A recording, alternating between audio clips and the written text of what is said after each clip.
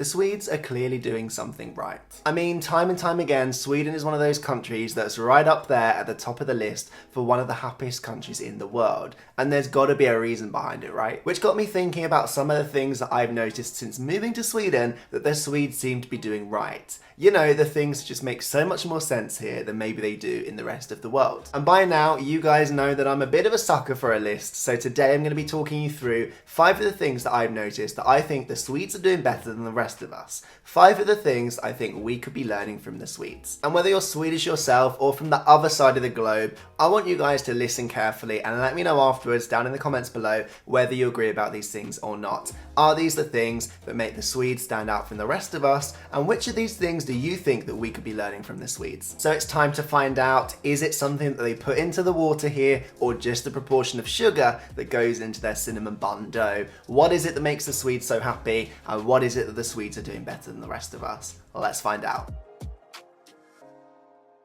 And the only place I could really start this video as an international person moving to Sweden is parental leave. Yes, because you've probably heard the stereotypes of dads walking around pushing their prams in the parks of Stockholm, but what if I was to tell you that the reason behind that is because here in Sweden they have one of the best parental leave entitlements in the entire world. Yes, that's right, you guys, because according to the law here in Sweden, for every single child that you pop out into the world, you're entitled as a couple to 480 days of parental leave. Now let's just hold up for a second and let me put that into perspective. That's about a year and a half worth of paid time off to spend as a family with your little bundle of joy. But better yet, you don't have to take all of that time in one go.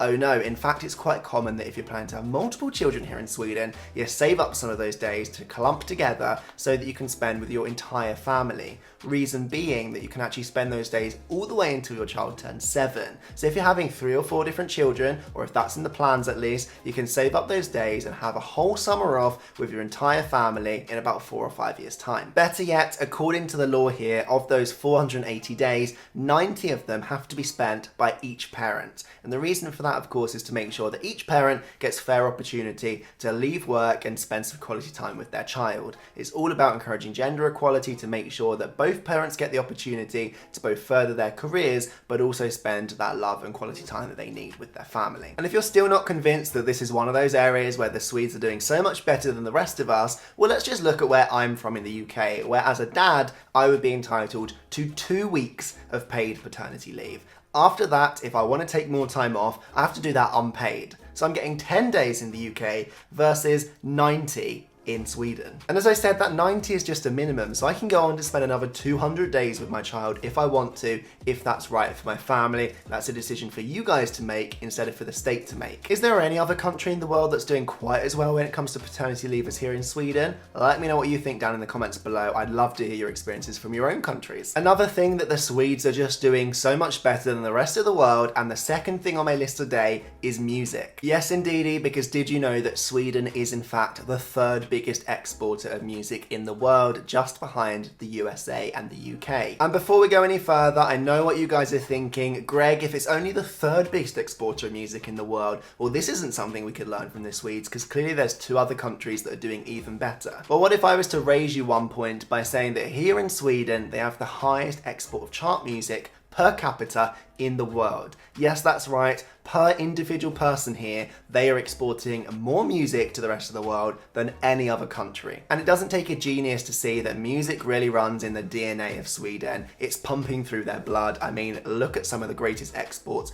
of music of all time. We're talking ABBA, we're talking Avicii, we're talking Max Martin, the world famous producer behind pretty much every song in the top 40. Yes, that's right. The Swedes have been shaping our music trends for decades, and there is no sign of them stopping anytime soon.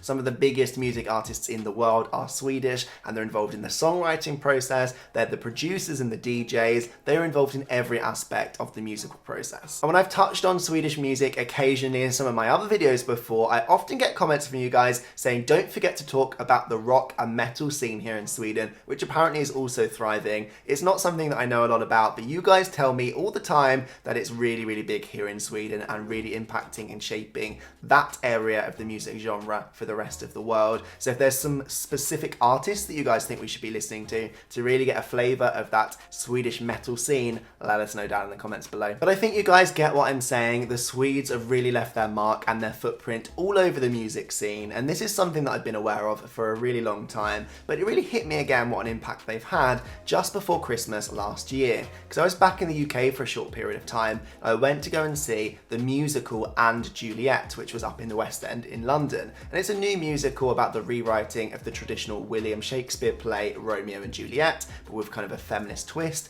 and all the way through, instead of writing their own original music, they used the music of Max Martin. And as a big music fan, I knew that Max Martin had been all over the music scene, but it was still quite flabbergasting just how many big hits he's had, from Britney Spears to the Backstreet Boys, more recently with Katy Perry, Justin Timberlake, Kesha. He was everywhere, and every song you knew every single word, and you just got to realise once again quite how much the Swedes have dominated the music scene. So kudos for that. And if by some chance you happen to find yourself in London anytime soon, I definitely recommend a trip to And Juliet. It was such a great night out. And the third thing on my list today of the things that the Swedes are doing better than the rest of us is something that lots of my Swedish viewers are always asking me to talk about, and it's allemansrätten. And for those of you less familiar, allemansrätten is a special right they have here in Sweden that's ingrained into the law that protects their access to nature and the natural landscape. And I know what you're thinking. If you don't have much more context than that, you're thinking, well, I can enjoy the nature in my own back garden, or if I live in other parts of the world, I can still go out and enjoy the scenery and the hills and the forestry. So what's different here? Well, what if I was to tell you that allemansrätten actually takes it a step further and protects your access to nature? So what it is basically a way of guaranteeing that people go outside and enjoy the natural world, but also feel a sense of responsibility to return it to the way it was when they arrived. It's about protecting the landscape around you.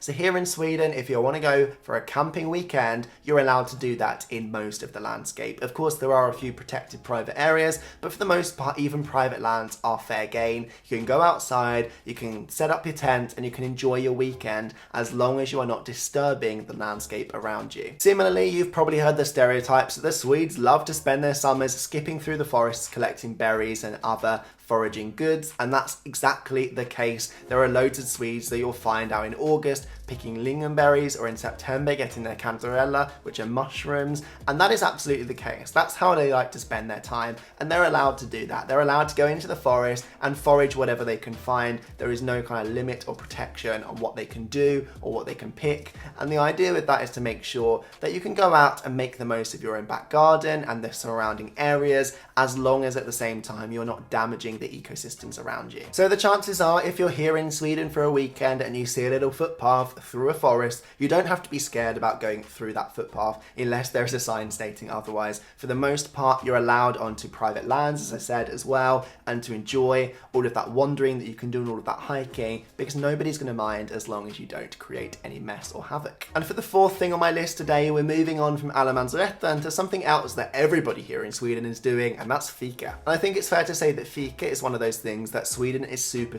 famous for, and it's that coffee break that is protected twice a day in the working calendar here in Sweden to really have that social interaction with your colleagues and friends. Yes, because whether you're working or whether you're at home at the weekends, Fika is a very special coffee break. It's not just getting that cup of coffee, chugging it down in front of the TV. No, it's about coming together as a family, as a community, as colleagues, and having some sort of social intercourse. You'll probably have some sort of sweet treat there as well, or a sandwich, but it's about coming together and having that protected quality time. And whilst you've probably heard of Fika, what you might not know is where this tradition comes from. So allow me to fill you in.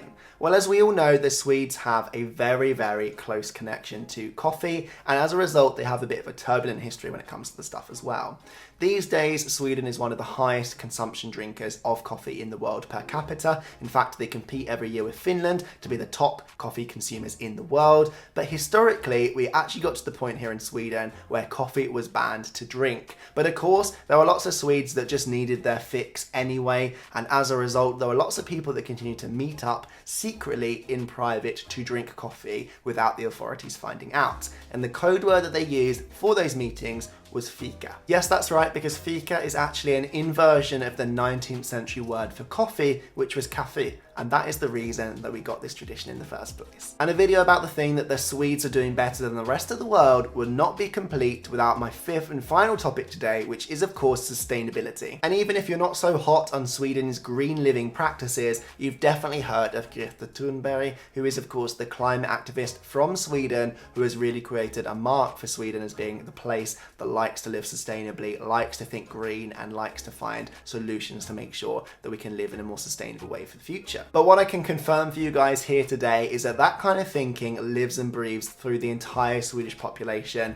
In fact, here in Sweden, over 99% of household waste is actually recycled, to the point that it's confirmed that Sweden actually has to import waste from other countries like Norway and the UK just to keep their recycling plants open because they don't have enough recycling rubbish of their own. Further still, lots of the buses here in Sweden actually run on biogas, which is made through the repurposing of food waste. So there really is a use for so many parts of your waste and rubbish here in Sweden. And with that, we've reached the end of this video about the 5 things that I think the rest of the world could be learning from Sweden. And now it's time for you guys to get involved, and I would love to hear from you in the comments below about what you think on this topic.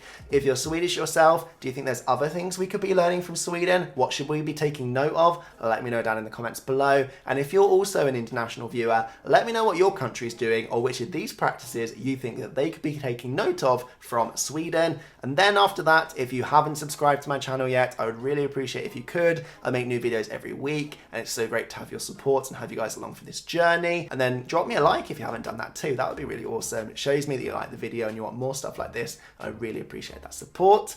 With that said, I'll see you guys again next Wednesday, but until then, I hope you have a great day and a great week, and yeah, just continue living green and learning from the Swedes. Bye-bye.